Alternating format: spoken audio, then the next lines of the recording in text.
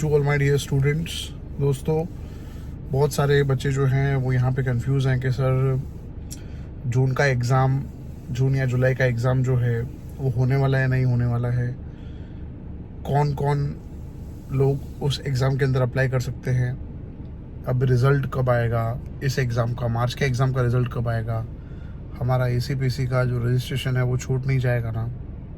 बहुत सारे कन्फ्यूज़न है। तो गवर्नमेंट जो ऑफिशियल्स हैं उनसे जस्ट मैंने कॉल पे भी बात करी है, 2-3 बंदों से बात करी है मैंने और कंफर्म किया है। सबसे पहली बात, मार्च का जो एग्ज़ाम आपका हुआ है, आज है 18 मार्च और मैथ्स का पेपर अभी चल रहा है, बायो का हो चुका है, केमिस्ट्री फिज़िक्स हो चुका है, ठीक है, 1-2 पेपर लैंग्वेज के शायद बाकी होंगे। तो वैसे तो देखने जाओगे मेन पेपर्स तो हो गए हैं, मैथ्स का पेपर अभी हो रहा है और जब आप ये वीडियो देख रहे होंगे मैथ्स का पेपर आपका हो गया होगा। तो 23 ऑफ मार्च, मतलब आज हो गया 18 ऑफ मार्च, 23 ऑफ मार्च से बोर्ड का पेपर चेकिंग जो है वो स्टार्ट हो जाने वाला है। तो 23 मार्च से आप एक वीक पकड़ लो, एक वीक के अंदर पेपर चेकिंग जो है वो पूरा कंप्लीट हो जाएगा। और उसका भी रीज़न है, कंप्लीट इसलिए हो जाएगा क्योंकि जो गवर्नमेंट टीचर्स होते हैं 11th-12th के अंदर जो पढ़ाते हैं और प्राइवेट स्कूल्स के अंदर जो टीचर होते हैं उनको पेपर चेकिंग के लिए बुलाया जाता है। तो बहुत ज़्यादा जो टीचर्स होते हैं वो पेपर चेकिंग के काम के अंदर लगे होते हैं, है ना।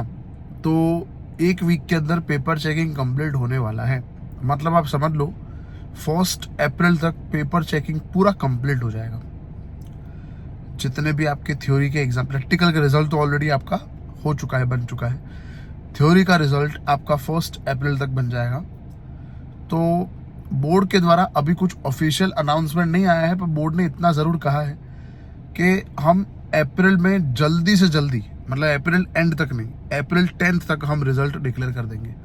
अभी तक डेट गवर्नमेंट का, गुजरात बोर्ड का ऑफिशियल साइट पे आया नहीं है, गवर्नमेंट ने अभी डिक्लेयर नहीं किया है, पर ये अंदर की बात है कि मैक्स टू मैक्स 10th या 15th, max to max 15th अप्रैल के पहले रिजल्ट आपका आ जाएगा।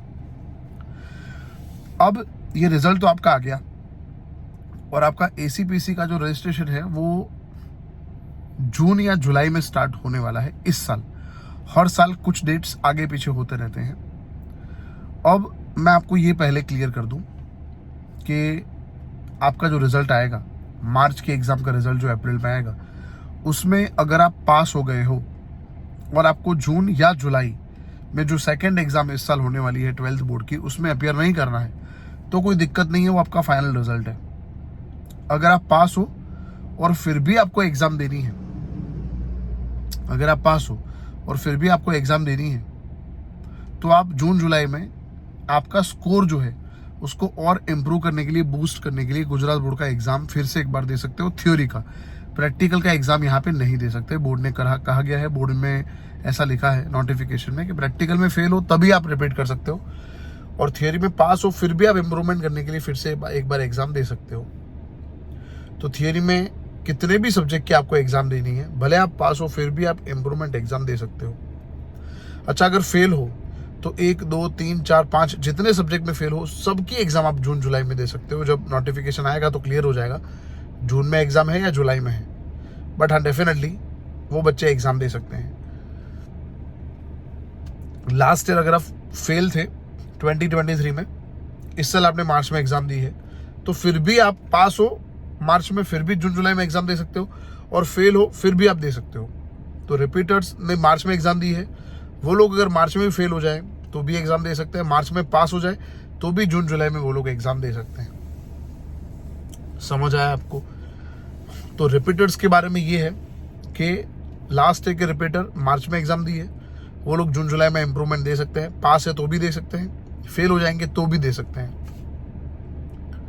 दूसरा एक क्वेश्चन मैं देखता रहता हूँ कमेंट्स में, होता है ग्रेसिंग का। दोस्तों, ग्रेसिंग जो है ओवरऑल रिजल्ट पे डिपेंड करता है। आप अभी मुझे पूछोगे और मैं आपको बोल दूं इतना मिलेगा, आप खुश हो जाओगे, इट इज मीनिंगलेस। आपने किसी और फैकल्टी से पूछा, उसने बोला इतना मिल जाएगा, आप खुश हो गए, मीनिंगलेस। हर साल ग्रेसिंग अलग अलग मार्क्स का डिसाइड होता है और ग्रेसिंग डिसाइड होता है ओवरऑल रिजल्ट से। ओवरऑल रिजल्ट आपका कैसा है और गुजरात बोर्ड का ओवरऑल रिजल्ट कैसा बना है उससे डिसाइड होता है। तो अभी अगर कोई फैकल्टी प्रेडिक्ट कर रहा है कि 5 मार्क का मिल जाएगा बेटा, तेरे को 10 मार्क का ग्रेसिंग मिल जाएगा, वो गलत है, आपको गुमराह कर रहा है वो। और अगर मैं भी आपको बोलूँगा तो मैं भी आपको गुमराह करूँगा, वो मतलब का ही नहीं है। मैंने आपको बोला ना, ग्रेसिंग ओवरऑल रिजल्ट पे डिपेंड करता है। रिजल्ट कैसा आएगा, आपका कैसा आएगा, ओवरऑल गुजरात बोर्ड का रिजल्ट क्या है, उससे डिसाइड होगा ग्रेसिंग कितने मार्क्स का मिलेगा, कितने सब्जेक्ट्स में मिलेगा। समझ आया? ग्रेसिंग के क्वेश्चन आप कमेंट सेक्शन में मत पूछो, और पूछोगे तो मैं यही रिप्लाई करूंगा कि डिपेंड्स, वो डिपेंड करता है ओवरऑल रिजल्ट पे। ठीक, तो मैंने इम्प्रूवमेंट एग्जाम बता दी, रिपीटर्स के बारे में बता दिया, मैंने ग्रेसिंग के बारे में बता दिया। अब आते हैं एग्जाम दूसरी जो है जून या जुलाई में कब होने वाली है। दूसरी एग्जाम जो है दोस्तों, वो अभी गवर्नमेंट ऑफिशियल से मैंने जो बात करी, उन्होंने ऐसा बोला कि जुलाई में एग्जाम होगी, जून में एग्जाम नहीं होगी। अभी गवर्नमेंट ने ऐसा कुछ नोटिफाई नहीं किया है, पर ये तो मैंने उनका पॉइंट ऑफ व्यू जो है वो आपको बताया कि वो लोग ऐसा बोल रहे हैं कि जुलाई में एग्जाम आ सकती है।